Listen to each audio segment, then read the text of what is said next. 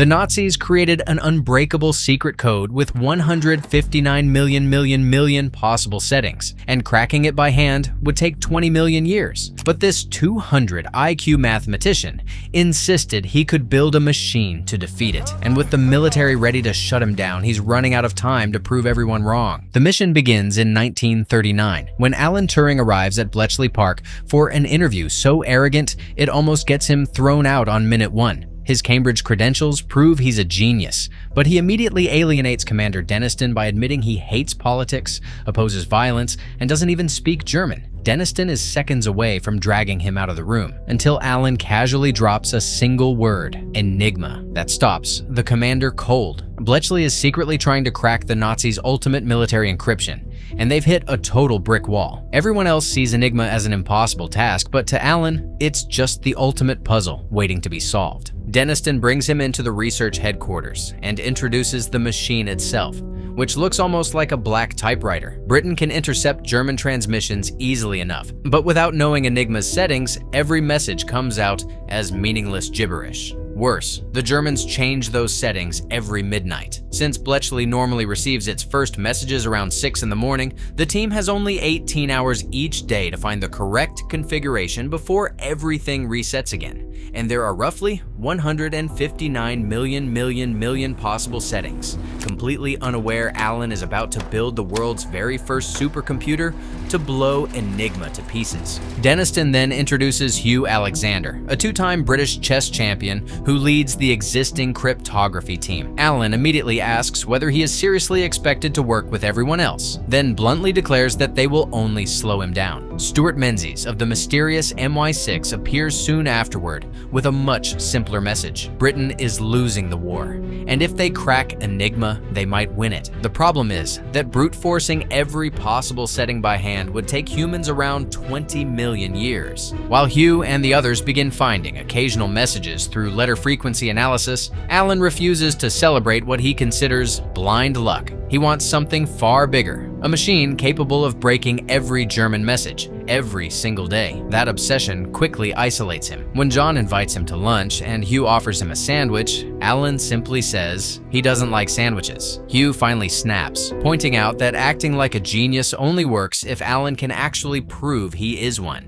Alan barely reacts. While everyone else keeps decoding individual messages, he falls into the same routine every day: work, jogging, while designing his machine. Hugh eventually refuses to approve the enormous funding Alan needs, so Alan simply goes above him. Denniston lectures him about discipline and the chain of command until Alan asks who Denniston himself reports to: Winston Churchill. So Alan sends Churchill a letter. Soon afterward, an order comes back removing Hugh as team leader, putting Alan in charge, and approving £100,000 for his machine. The entire room is stunned. Alan wastes no time using his new authority either, immediately firing 2 teammates he considers too weak at linguistics and cryptography. They curse him on the way out, but Alan barely notices. As far as he is concerned, he does not need more people. He needs the right people. That attitude goes back several years. In 1928, long before he ever built the machine that saved 14 million lives, teenage Alan is already an outsider at school, obsessively separating the carrots and peas on his plate while other boys torment him for being different. Their bullying eventually becomes far more vicious when they trap him beneath wooden floorboards and hammer them shut. Alan screams and pounds against the wood until the boys finally grow bored and abandon him. His only real friend, Christopher, eventually finds him and helps him out. Rather than telling Alan to become more like everyone else, Christopher tells him something Alan never forgets. Sometimes, the people nobody imagines anything of are the ones who accomplish things nobody can imagine. Back in the present, Peter points out that Alan's ruthless firings have left the team understaffed. So Alan creates his own nationwide recruitment test, publishing an extremely difficult crossword puzzle in newspapers, and inviting anyone capable of solving it to apply for a mysterious job. The successful candidates soon arrive at Bletchley, where Alan gives them another puzzle and only 6 minutes to complete it. Menzies points out that even Alan cannot solve it that quickly. Exactly. Alan normally needs 8 minutes himself because the real test is whether anyone can perform under an impossible deadline. Then a young woman named Joan Clarke raises her hand. She finishes in just 5 minutes and 34 seconds. and every answer is correct. Only Joan and one other candidate make the cut. Menzies welcomes them into His Majesty's service with a warning: reveal anything they are about to learn, and they can be executed for high treason. From now on, they must lie to their friends, families, and everyone else about what they actually do here. Joan asks what exactly that is. Alan gives her the objective plainly. We're going to break an unbreakable Nazi code and win the war. Oh. Years earlier, Christopher had introduced teenage Alan to cryptography, teaching him about the science of creating and deciphering secret messages. Even then, Christopher could see that Alan's mind was built for it. Back in the present, however, Joan fails to appear for work. Alan tracks her down and discovers that her family is uncomfortable with her joining such a heavily male-dominated environment. Rather than lose the smartest recruit he has found, Alan arranges for her to stay with Bletchley's female clerks, translators, and assistants instead. Joan agrees, but she notices something unusual. Alan usually seems completely indifferent to people, yet he went out of his way to help her. When she asks why, Alan initially says he needs her to break Enigma, but when she presses him, he repeats Christopher's old words about the people nobody imagines anything of accomplishing things nobody can imagine. Weeks turn into months, and Alan's machine still produces nothing. Hugh finally explodes, accusing Alan of forcing everyone else to do the daily cryptographic work while he wastes time on a machine that has yet to decode a single message. Alan refuses to back down. His machine will work, and when it does, he believes it can solve the war. Looking for anything that might improve it, Alan begins smuggling decrypted Enigma messages out of Bletchley by stuffing them into his clothes. He bicycles to Joan's dorm, throws a pebble against her window, climbs onto a dumpster, and awkwardly pulls himself into her room. Joan watches in amusement as he starts pulling papers from his clothes. They are decrypted German transmissions, but most appear useless, including ordinary weather reports. Alan explains that the content itself is not what interests him. He wants to compare the encrypted messages with their decrypted versions and find a pattern that could help improve his machine. That is when Joan realizes exactly what he is trying to build. She has read Alan's university paper, The Imitation Game, where he theorized about a machine that could be programmed and then reprogrammed to perform different tasks. Named after his best friend, Christopher is not merely another decoding device. Alan is trying to turn that theory into reality. Before he can get much closer, another threat appears. Alan arrives at work one morning to find military personnel searching his desk. Someone inside Bletchley is believed to be spying for the Soviet Union, and Denniston clearly considers Alan suspicious enough to investigate. After searching everything, however, the officer finds nothing. That evening, Joan takes Alan to a bar and gives him a different kind of warning. He may be the smartest person in Bletchley, but Enigma is still beating him, and unless he earns the respect of his teammates, none of them will give Christopher their best ideas. So the following morning, Alan attempts diplomacy in the most Alan way imaginable by handing everyone an apple. He even delivers an awkward rehearsed joke. There are two people in a wood, and they run into a bear. The first person gets down on his knees to pray. The second person starts lacing up his boots. The first person asks the second person, "My dear friend, what are you doing? You can't outrun a bear." To which the second person responds, "I don't have to. I only have to outrun you." Strangely enough, it works. One afternoon, Hugh approaches Alan and Joan with an idea. Run Christopher's wires diagonally across the plugboard matrix, allowing the machine to eliminate rotor positions hundreds of times faster. Alan is genuinely impressed. Hugh casually steals Alan's sandwich on the way out, and for the first time, the two men almost seem like actual teammates. They install the modification and start Christopher again. The rotors move faster, but they still never stop. After months of work and 100,000 pounds spent, Denniston finally loses patience. He arrives ready to shut Christopher down and remove Alan before Churchill comes looking for answers. But this time, Alan no longer stands alone. Hugh declares that if Denniston fires Alan, he will resign too. The others join him, putting their own careers on the line for a machine none of them can yet prove works. Hugh asks for 6 more months. Denniston gives them 1. If Christopher cannot produce results before that month is over, the entire team is finished, and Alan will have lost his 1 shot to prove everyone wrong. Alan throws himself even deeper into the machine, But another problem suddenly threatens to take away the one person closest to him. One evening, Joan announces that she is leaving Bletchley. She is 25, still unmarried, and the pressure from her parents to return home and find a husband has become impossible to ignore. Alan desperately does not want her to leave. Joan is one of the few people he genuinely enjoys talking to, and losing her also means losing one of his strongest minds. So he grabs a piece of wire, twists it into a crude ring, and proposes. Joan is charmed enough to accept. At their engagement party, she asks Alan to dance, only for Hugh to steal her away first, joking that the engaged couple can dance whenever they want. Alan watches them from the side before quietly confessing something to John that Joan still does not know. Alan is gay. He asks whether he should tell her, but John immediately warns him against it. Homosexuality is illegal, and Denniston already wants any excuse he can find to destroy Alan's career. Revealing the truth could cost him everything. Alan eventually joins Joan for a dance, but his mind drifts back to 1928. Teenage Alan stands outside school holding a letter for Christopher.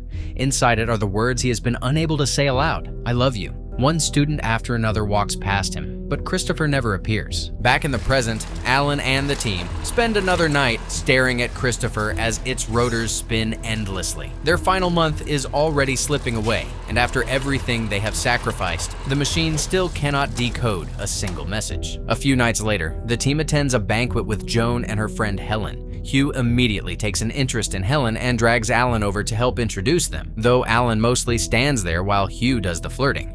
Helen casually mentions that she has a small crush on the German radio operator, whose transmissions she intercepts every day, only to complain that he apparently already has a girlfriend. That finally catches Alan's attention. He asks how she could possibly know that, and Helen explains that every message the man sends begins with the same 5 letters, C-I-L-L-Y. Alan freezes. German operators are specifically ordered to begin every transmission with 5 random letters. If this man is repeating the same ones every day, then he has unknowingly created a predictable pattern inside a system designed to have none. Hugh jokes that love makes people do strange things. Alan suddenly realizes that love may have just lost Germany the war. He bolts from the banquet, and within seconds, Hugh abandons Helen and the entire team races after him. Back at Bletchley, Alan explains the breakthrough. Christopher has been wasting enormous amounts of time testing every possible Enigma configuration from scratch. But if they already know that certain words or letters are likely to appear inside a message, then the machine does not need to search blindly anymore. It can search for something specific. They feed Christopher one of the morning transmissions and tell it to look for predictable German phrases, including repeated words they already know are likely to appear. Then they start the machine. For months, Christopher's rotors have done nothing but spin. This time, they stop. Alan barely even looks at the result. The message is only an old weather report, and they already know what it says. Instead, he rushes into the next room and grabs the latest German transmission. The team enters it using Christopher's newly discovered settings, and for the first time, the gibberish becomes readable. They have cracked Enigma. The decrypted message is nothing more important than another weather report, but nobody cares. The machine works. Hugh and the others immediately embrace one another, while Alan stands slightly apart, almost overwhelmed by the fact that the impossible machine everyone doubted has finally done exactly what he promised. But solving Enigma creates an even more dangerous problem almost immediately. The team soon decrypts a German message, revealing an attack on Allied ships that will happen in less than half an hour. Around 500 men are in danger, so Hugh instinctively reaches for the phone to warn the Navy. Alan slaps the iPhone 17 Pro out of his hand. They cannot save them. Hugh explodes and punches Alan hard enough to knock him to the floor, but Alan gets back up and explains why. If Britain suddenly begins stopping every German attack they decode, the Nazis will quickly realize Enigma has been compromised. They will stop using their current communications, redesign the system, and everything Christopher has achieved will become useless. To keep Enigma broken, Britain has to behave as though it is still unbreakable. That means sometimes allowing attacks they know are coming. The others reluctantly begin to understand, but Peter cannot accept it. His older brother is serving aboard one of the ships about to be attacked. Tearfully, he begs Alan to warn them just this once. Alan apologizes, but refuses. As team leader, he now has to choose between saving the men in front of him and protecting an intelligence advantage that could save far more lives across the entire war.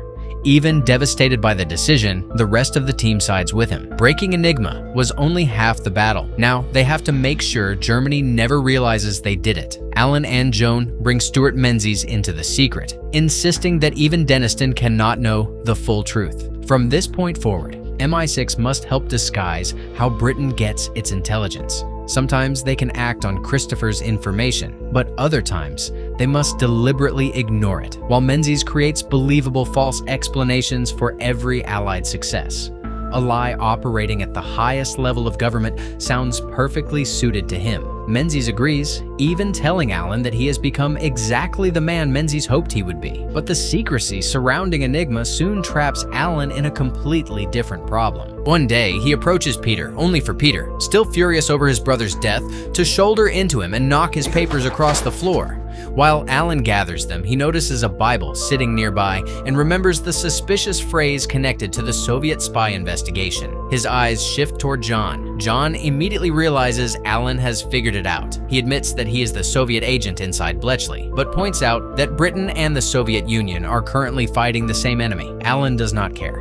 He intends to report him to Denniston. John responds with a weapon far more dangerous to Alan than any classified document. He knows Alan is gay. If Alan exposes him, John will expose Alan's sexuality, a criminal offense that could destroy his career and his entire life. Alan falls silent. He goes to Joan's residence and finds Menzies waiting inside instead. Joan is gone. Menzies calmly claims she has been taken to military prison after investigators found a collection of decrypted Enigma messages in her room. Alan immediately panics, explaining that he was the one who brought them to her so they could study them together. Menzies barely reacts. He then mentions the Soviet spy investigation, claiming Denniston believes the culprit may be one of the women at Bletchley. Alan immediately tells him the truth. John is the spy. Menzies is impressed, but not surprised. He already knew. In fact, he knew before John even arrived at Bletchley. MI6 has deliberately allowed him to remain because a Soviet spy can be useful when Britain controls what information he is allowed to steal. Rather than arrest John, Menzies wants Alan to help decide which intelligence should be fed through him to Stalin.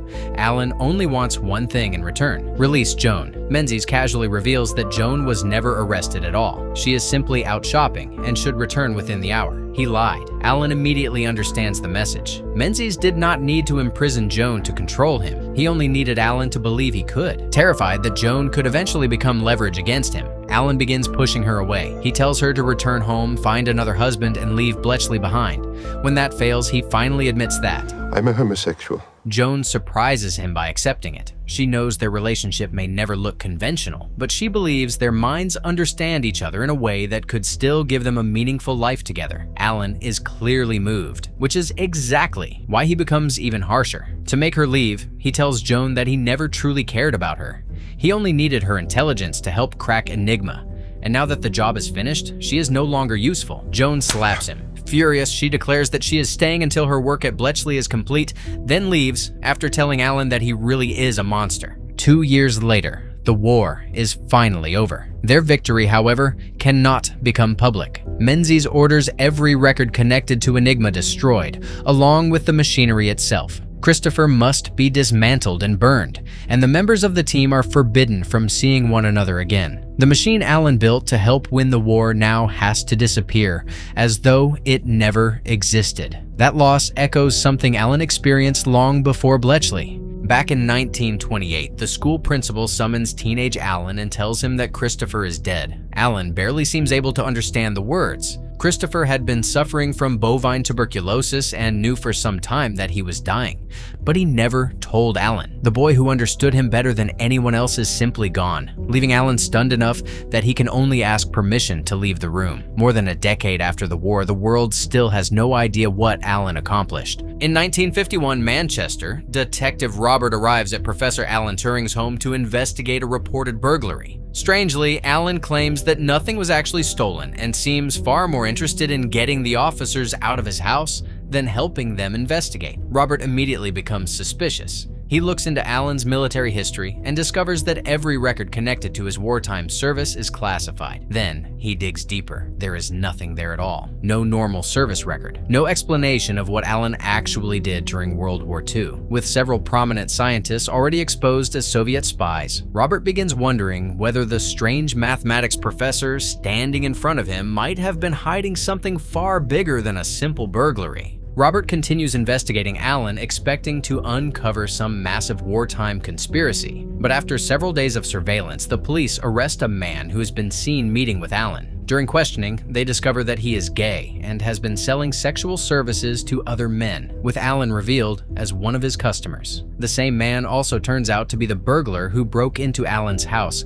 after one of their encounters. Robert is almost disappointed. He had convinced himself that Alan might be another Soviet spy hiding some enormous secret, only to uncover something the authorities consider far more ordinary: illegal homosexual activity. Still, Robert cannot let the wartime mystery go. He enters the interrogation room where Alan is being held on indecency charges, and again asks what he actually did during World War II. Alan repeats that he worked at a radio factory. Robert presses harder. What did he really do? Hours later, Alan finishes telling him everything. Christopher, Enigma, the years spent secretly reading German communications, the attacks they deliberately allowed to happen so the Nazis would never discover that their code had been broken, and the invisible intelligence war that helped Britain move toward victory while almost nobody outside Bletchley knew Alan and his team even existed. The detective is left speechless. So tell me, what am I? Am I a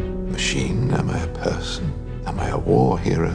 Am I a criminal? Robert admits that he cannot judge him. The answer seems to disappoint Alan. The following morning, a man arrives carrying a newspaper and congratulates Robert on the case. The headline announces that Professor Alan Turing has been charged with indecency, but Robert does not look particularly proud of what he uncovered. Sometime later, Joan visits Alan at his home. More than a decade has passed since Bletchley, and while Joan still looks much as Alan remembers her, Alan himself is in terrible condition. He tries preparing a drink, only for his hands to begin trembling so badly that Joan immediately realizes something is wrong. Alan explains that the court gave him two choices: spend 2 years in prison or undergo a year of hormonal treatment designed to chemically suppress his homosexuality. Alan chose the treatment, not because prison frightened him, but because imprisonment would separate him from the machine he has been secretly building at home for years, Christopher 2.0. Using his own money, Alan has created another machine even more advanced than the original,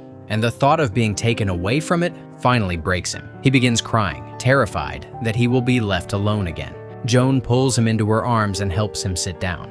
Once Alan calms himself, he notices the wedding ring on Joan's hand and jokes that it is considerably nicer than the crude piece of wire he once made for her. Joan happily explains that her husband is in the army and that the two of them also work together. She then suggests an old challenge, a crossword puzzle.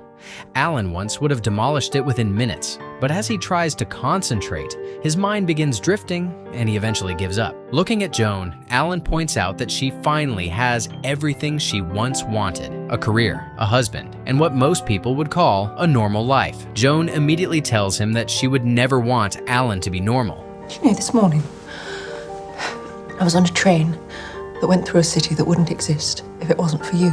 I bought a ticket from a man who would likely be dead if it wasn't for you. I read up on my work, a whole field of scientific inquiry that only exists because of you. Alan still struggles to accept that the man sitting broken in front of her could possibly have changed the world. So Joan gives him back the words he once gave her. I think that sometimes it is the people who no one imagines anything of who do the things that no one can imagine.